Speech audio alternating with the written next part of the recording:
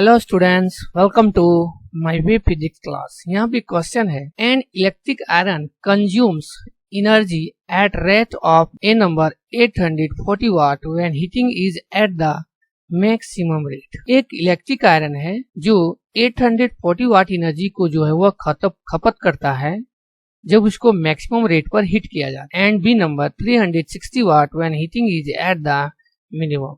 उसी electric iron को जब मिनिमम रेट में हीट किया जाता है उस समय वह 360 वाट एनर्जी को जो है वह खपत करता है। द वोल्टेज इज 220 वोल्ट और उसमें जो वोल्ट दिया जा रहा है उस इलेक्ट्रिक आयरन में वह है 220 वोल्ट। तो what is the current and resistance in each case. तो दोनों केस में हमको जो है वह करंट निकालना है और दोनों का रेजिस्टेंस निकालना है अलग अलग। तो सॉल्यूशन में हम यहाँ पे देखेंगे सबसे पहले कि जो पावर दिया है केस ए में, जिसको अगर हम मान लेते हैं P1 तो वह है 840 और उसका जो वोल्ट है सेम है दोनों में, जो दिया जा रहा है 220 वोल्ट। उस केस में अगर इसका हम करंट निकाल लेते हैं, क्योंकि हमारे पास पावर है और भी है, इस फॉर्मूला का अगर हम यूज करते हैं पावर इक्वल टू होता है V इंटू आई। तो हमारे पास P है और V है तो I यहाँ से हमारा निकाल जाएगा। तो I इक्वल टू हो जाएगा, A नंबर है तो इसको हम मान लेते हैं I1 और पावर है P1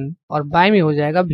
पावर का जो वैल्यू है वह है 840 और V का जो वैल्यू है वह है 220। तो यहाँ से जब हम इसको देखेंगे ये हमारा कट, ये हो जाएगा 11 से और ये चल जाएगा 42 से, ये हो जाएगा 42 बाय 11। तो इसको जब हम डिवाइड दे देंगे तो यहाँ पर I1 जो हमारा है वो निकल जाएगा 3.82 एम्पीयर। जब हमारा I1 निकल गया है तो अब यहाँ से हम जो है वह इसका रेजिस्टेंस भी निकाल लेते हैं। तो रेजिस्टेंस का फॉर्मूला होता है जो हम लोग अकॉर्डिंग टू ओम्स लॉ, इसको अगर हम R1 मान लेते हैं क्योंकि ए का हम निकाल रहे हैं ए के केस में, तो यहाँ पर हो जाएगा V बाय I1। तो R1 अब यहाँ पे वैल्यू हम पुट कर देंगे तो V का वैल्यू जो है वह है 220 और I1 जो निकला है वह निकला है 3.82 निकला है। ओके, इस डेसिमल को अगर हम हटा देंगे तो यहाँ ऊपर चला जाएगा 0, तो ये हो जाएगा 22,000 बाय 382। जब इसको हम यहाँ पे डिवाइड दे देंगे तो ये वैल्यू आ जाएगा, वो आ जाएगा 57.6 ओम। ये हो जाएगा हमारा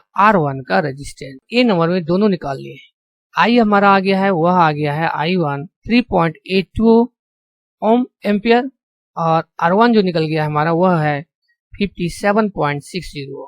अब हम B केस में निकालते हैं। B केस में जो बोला गया है कि पावर जो है वह खपत हो रहा है, जिसको हम मान लेते हैं P2, जब उसको मिनिमम रेट में जो है वह हिट किया जाता है उस समय है 360 वाट का और पोटेंशियल जो दिया जा रहा है वही सेम दिया जा रहा है दोनों केस में। तो यहाँ पर भी हो जाएगा 220 वाट। यहाँ से जो है वो हमारा I2 निकल जाएगा। तो I2 इक्वल टू वही फॉर्मूला हम लगा देंगे, यहाँ हो जाएगा P2 बाय V। तो I2 इक्वल टू P2 का जो वैल्यू है वह है 360 और V का जो वैल्यू है वह है 220। ये 0 मेरा कट जाएगा, यहाँ पे आ जाएगा 11, ये हो जाएगा 80, यहाँ पे आ जाएगा 18 बाय 11। तो इसको जब हम डिवाइड दे देंगे तो यहाँ पर हमारा I2 जो निकल जाएगा वह निकल जाएगा 1.64 एम्पियर। तो B केस में जो करंट हमारा आ रहा है वह आ जा रहा है 1.64। अब इसी में हमको जो है वह रेजिस्टेंस निकाल देना है R2 का, क्योंकि हमारे पास I2 आ गया है और V तो हमारा ऑलरेडी दिया हुआ है। तो यहाँ पर भी अकॉर्डिंग टू ओम्स लॉ देखेंगे R2 V equal V bye हो जाएगा, वह हो जाएगा I2।